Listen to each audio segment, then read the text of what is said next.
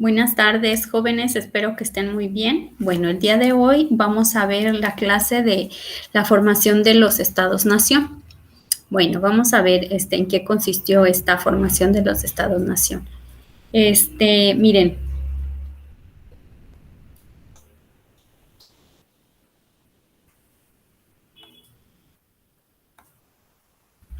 permítanme.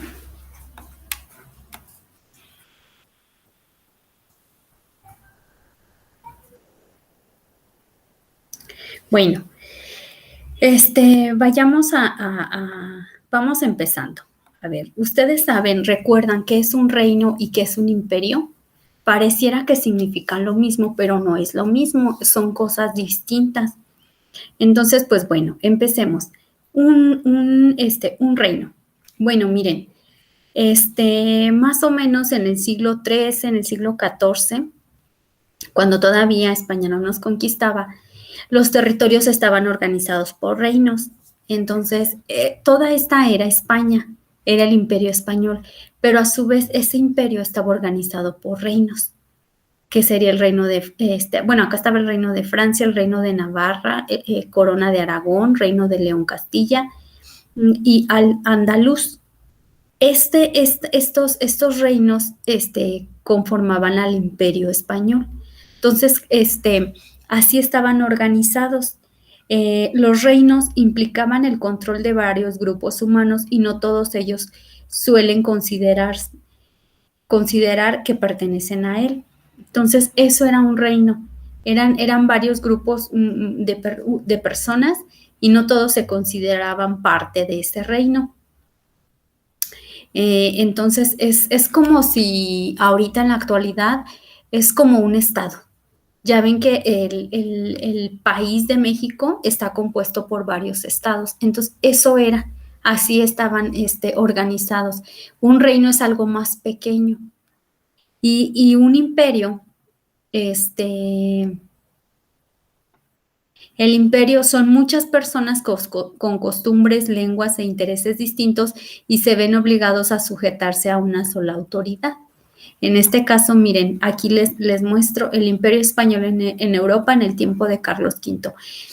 Ya dijimos que en el imperio español había varios reinos, el reino de Navarra, el reino de Castilla, el reino de Granada y también a su vez el de Aragón, Cataluña y Valencia. Todos estos eran reinos que formaban parte del imperio español. Entonces, pero no sé si ustedes recuerden, cuando se casaban estos reyes, hacían enlaces matrimoniales con otros imperios con el fin de ir acrecentando sus territorios. Entonces, a la vez el monarca Carlos V no solamente reinaba a este imperio, a estos reinos, sino que su familia le había heredado estos territorios, entonces también dominaba todos estos reinos.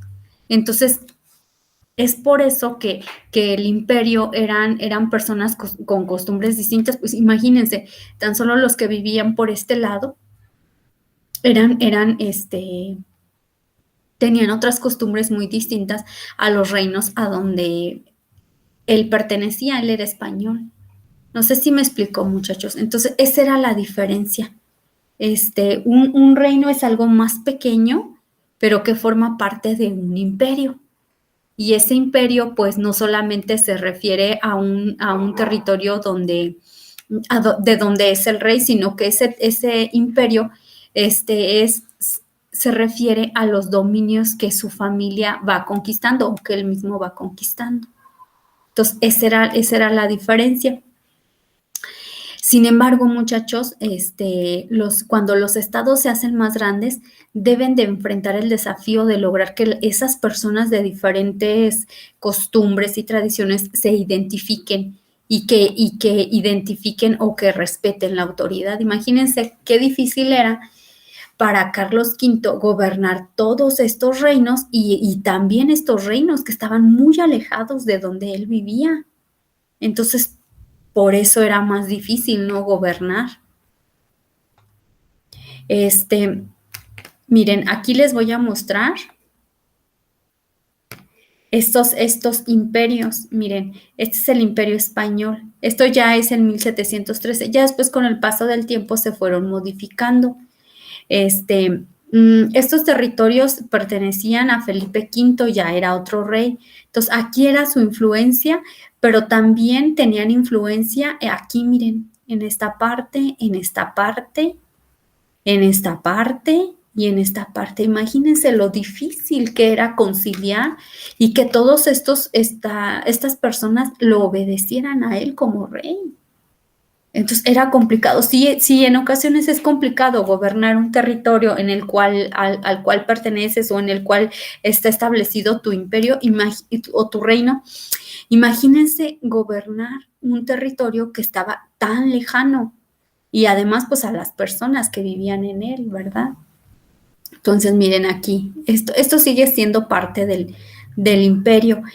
Dice aquí, miren, por ejemplo, dice, dominios heredados pero que se habían perdido y no se reconocían y se intentaban recuperar. Por ejemplo, Holanda, estos habían sido territorios de España, pero con el tiempo, pues las personas que vivían ahí se sentían no se identificaban con España, entonces ellos trataron de hacerse independientes y España, a como diera lugar, las quería reconquistar.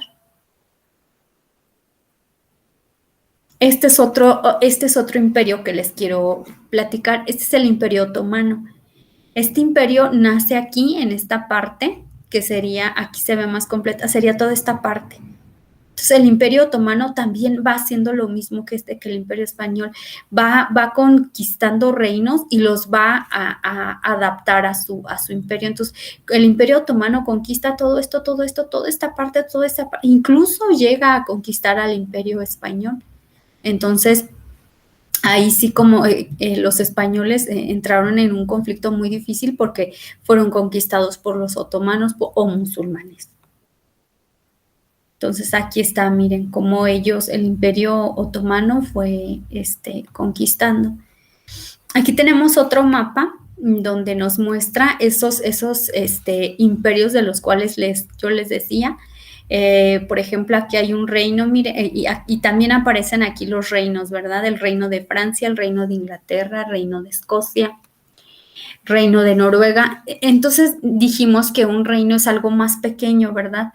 Y los imperios es algo más grande, que incluso absorbe a los reinos, ¿verdad?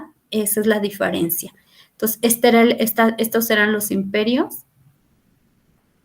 Y ahorita en la clase del día de hoy quiero que nos quede claro cómo estos imperios de ser tan grandes y tan poderosos finalmente se deshacen para crear países. Eso es lo que vamos a ver el día de hoy. Bueno, entonces, déjenme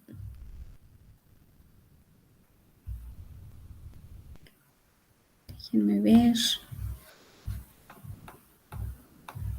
Con el paso del tiempo, los reyes comenzaron a involucrarse en el gobierno de las provincias o de los reinos que ellos gobernaban, que antes eran autónomas. Es decir, como era tan grande el territorio de esos reyes, pues ellas solitas, esas provincias, ellas solas se gobernaban, eran autónomas, no era tan necesario que estuviera ahí presente el rey.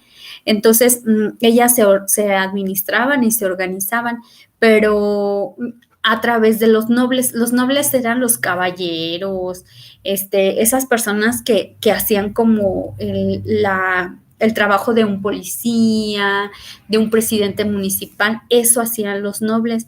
Entonces ellos le ayudaban a organizar a las provincias, a los reyes, pero los reyes poco a poco se dieron cuenta que eso no era muy bueno, porque a la larga esos reinos iban a querer independizar, así como lo había hecho Holanda. Entonces, poco a poco los reyes se empiezan a involucrar más en las cuestiones de sus reinos.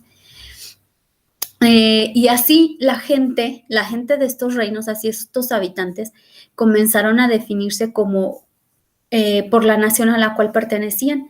Y entonces ya no importaba que fueran habitantes del reino de Castilla o habitantes del reino de cualquier reino, ¿verdad? Sino que más bien, gracias a esta actitud que tuvo el rey, pues ahora estas personas ya se consideraban españolas. ya no hacían la diferencia de que, no, yo pertenezco a este reino. No, no, no. Más bien ya se identificaban y se sentían parte del imperio español. Y así esto permitió que las monarquías o que los imperios se fueran haciendo cada vez más fuerte. Y luego estas monarquías, con el paso del tiempo, se transformaron en lo que se conoce como repúblicas. Ahorita también más adelante les voy a decir cuál es la diferencia entre una república y una monarquía. Bueno, pero hubo estados que no se organizaron en reinos y estos estados inmediatamente se convirtieron en ciudades-estados. Es decir, no todos siguieron la misma dinámica de estos reinos. Hubo estados que, pues no, ellos no decidieron seguir las órdenes del rey. Entonces, pero a ver, ¿cómo se organizaban estos estados? Bueno, su organización era muy, muy, muy práctica. Había grupos sociales como los nobles, los sacerdotes, los burgueses, los campesinos y los esclavos. Esos eran las clases sociales que había. Y en la cuestión política, ellos no dependían de un rey, no obedecían a ninguna autoridad superior, ellos eran independientes, entre todos elegían a una persona que los representara y él fungía hacia la función de un presidente, pero no obedecían a un rey. Esa es la diferencia. Y los hombres que vivían en estos estados o ciudades eran llamados ciudadanos. Que significa ciudadanos, al nombrar esta palabra de ciudadano, significa que es una persona libre, que no necesita de la autoridad de un rey. Entonces, estos ciudadanos tomaron esa palabra de ciudadanos de la palabra burgos, y burgos es sinónimo de ciudad. Entonces, de ahí viene la palabra ciudadano, porque pertenecían a una ciudad, vivían en una ciudad. Entonces, como si vivían en una ciudad, pues entonces nos vamos a nombrar ciudadanos. Bueno, a ver, ¿cuáles son esos estados los cuales les estoy diciendo? Pues era estos estados que pertenecían al Reino de Italia. Estos estados, dijimos al principio que un reino estaba conformado por varios, si lo trasladamos a la actualidad, estos pequeñas poblaciones pudieran ser como municipios. Entonces, el Reino de Italia, muchachos, estaba conformado por todos estos estados. Entonces, ellos eran libres, ellos no dependían de un monarca.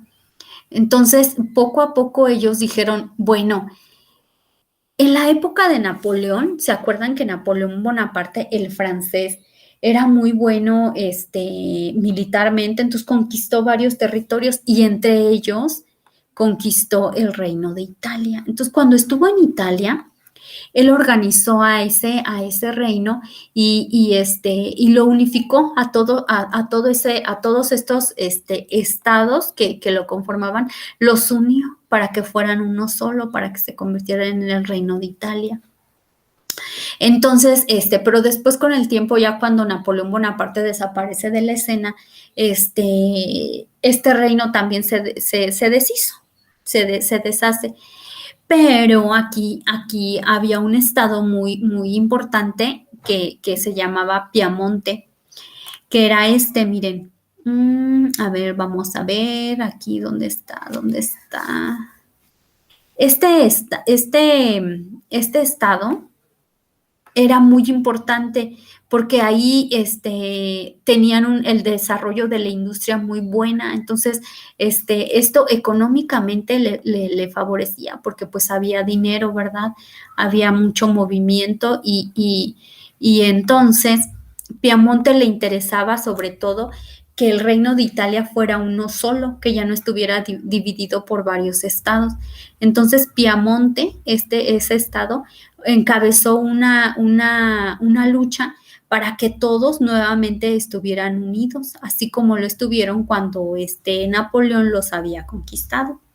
Entonces, encabezan esa lucha para que se unan y la va a encabezar Víctor Manuel II, apoyado por el general Giuseppe Garibaldi. Y finalmente, pues sí hacen una lucha, ¿verdad? Aquí con todos y primero se enfrentan, pero después finalmente sí lo logran y se unen en 1867, pero el Papa no aceptó. Miren, si se fijan, aquí están los estados pontificios y aquí vivía el Papa. El Papa no aceptó. Es que el Papa tenía nexos con Francia. Entonces Francia le así como que le sopló y le dijo, no, ¿sabes qué? Es que no aceptes esa unificación, no te conviene. Y entonces el Papa no lo acepta, no acepta esa unificación.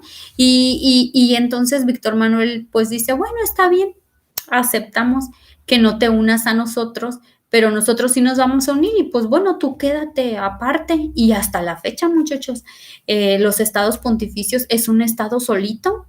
Ahí a ese lugar no lo gobierna nadie, no depende del presidente de Italia, no, ahí no lo gobierna nada. Es un estado muy pequeñito que tiene sus propias reglas, sus propias leyes, y bueno, hasta la fecha sigue independiente. Pero bueno, estos sí se unen, sí logran unirse los italianos, ¿verdad? Después tenemos otro estado muy importante que va a ser el alemán, que también estaba compuesto por varios reinos. Entonces, también aquí empiezan a hacer una revuelta, una revolución, donde dicen estos estados, es que nosotros nos queremos independizar y no queremos formar parte de este imperio, ¿verdad? Entonces, aquí está, miren. Esto era. Antes se llamaba, aquí, por ejemplo, aquí sí había un imperio, es decir, era más grande la influencia, entonces aquí se llamaba el Sacro Imperio y estaba formado por varios reinos, que es el que les acabo de mostrar, estos reinos. Entonces, estos reinos empiezan la unificación y dicen, no, pues nos queremos independizar, ya no queremos formar parte de tu gobierno, y entonces se empiezan a independizar y lo logran, ¿verdad? Lo logran, finalmente, se unifican y dejan de pertenecer al Sacro Imperio. Déjenme ver, permítanme.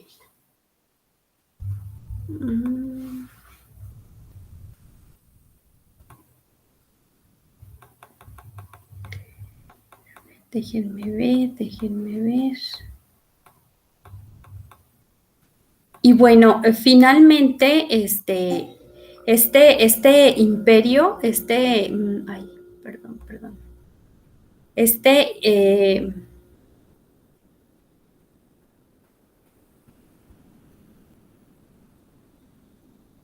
Estos estados se convierten estos estados que formaban parte del imperio se convierten en lo que actualmente es, pues, Alemania, ¿verdad? Entonces de aquí surge lo que es Alemania, y se convierte en una república. Ellos ya ellos dicen, no, pues a nosotros no nos interesa ser gobernados por un monarca. Y se convierten bueno, todavía no dejan de ser, su monarquía se llamó una monarquía republicana, donde esto significa que, bueno, sí van a elegir un representante, pero siempre van a estar ese representante va a estar apoyado por otras personas que le ayuden a gobernar y no van a estar como anteriormente, que el rey era el que decía decía la última palabra. Entonces acá, ¿no? En el imperio, en Alemania, ya se va a convertir en una república donde las personas va a haber representantes del pueblo que le van a ayudar a gobernar. Y bueno, finalmente logran su independencia y así es como nace Italia y Alemania, porque se hacen independientes. Y bueno, claro, aquí también mencionar, muchachos, que todos estos personas que quisieron independizarse, pues lo hicieron gracias a estas revoluciones, muchachos, a las revoluciones burguesas. ¿Por qué? Porque las revoluciones burguesas promovían mucho lo que era la participación del liberalismo, promovía mucho de que se liberaran, que no dependieran de los monarcas. Entonces, gracias a eso, a ver, dejen mostrarles, permítanme. Gracias a todas estas ideas que también las clases pasadas, de las primeras clases que tuvimos, decíamos que gracias a todo esto, a la aparición de las ideas de la Ilustración, las personas que viven en los reinos se empiezan a independizar. Entonces es gracias a toda esta aparición de estas ideas. Entonces así es como se unifican. Miren, en Alemania había 38 estados independientes, de los cuales los más fuertes eran Austria y Prusia. Entonces, en 1866, Prusia y Austria inician un enfrentamiento, muchachos, se enfrentan, porque pues cada quien como que quiere ganar, ¿verdad? Entonces, finalmente Prusia le gana a Austria. En Prusia va a estar representado por Otto von Bismarck y finalmente logran convertir a estos estados en el Imperio Alemán en 1871. Se convierten en el Imperio Alemán y fue una república parlamentaria y democrática. Lo que les decía, ¿no? De que todo el pueblo, todos estos imperios ya unificados, se pusieron de acuerdo para elegir a su representante. Y pues bueno, esto serían déjenme mostrarles, es que aquí no se ve, pero bueno, entonces esto sería, estos, miren, todos estos se unen, Austria aquí está y le hace la guerra a Prusia, Prusia está por este lado, y se enfrentan, ¿verdad? Hasta que finalmente gana Prusia y se convierte todo esto en el Imperio Alemán en 1871 y así nacen estos dos estados. Y bueno, muchachos, ya nada más también para recordarles que por favor estén haciendo sus actividades en Classroom. Si les faltan de hacer, pues vayan haciéndolas para que no se me queden atrasados. Y pues bueno, eso sería todo en la clase del día de hoy. Lo que resta de la clase lo pueden aprovechar para hacer esos trabajos. Por ejemplo, en el Classroom tenemos la actividad que se relaciona con lo que vimos el día de hoy. Miren, tenemos la actividad de nacimiento de los estados-nación. Es esa la que se relaciona con la clase del día de hoy. Miren, aquí está. ¿Sabes cómo se formaron los países? ¿De dónde se originaron? Entonces, ahí está, y aquí están las páginas del libro. Nacimiento de los estados-nación. Entonces, si no lo han hecho, pues para que lo hagan. Y acá está otro que también se relaciona con la clase de hoy, cómo se formaron los estados-nación. Y aquí está lo que vamos a hacer. Entonces, para que se pongan a trabajar y pues bueno, ahorita el resto de la clase se pongan a hacer esas actividades, las suben al Classroom, por favor. Y pues bueno, eso sería todo, jóvenes, y nos vemos el día de mañana. Mañana vamos a estar viendo lo que es la Primera Guerra Mundial. Y pues bueno, gracias por su atención.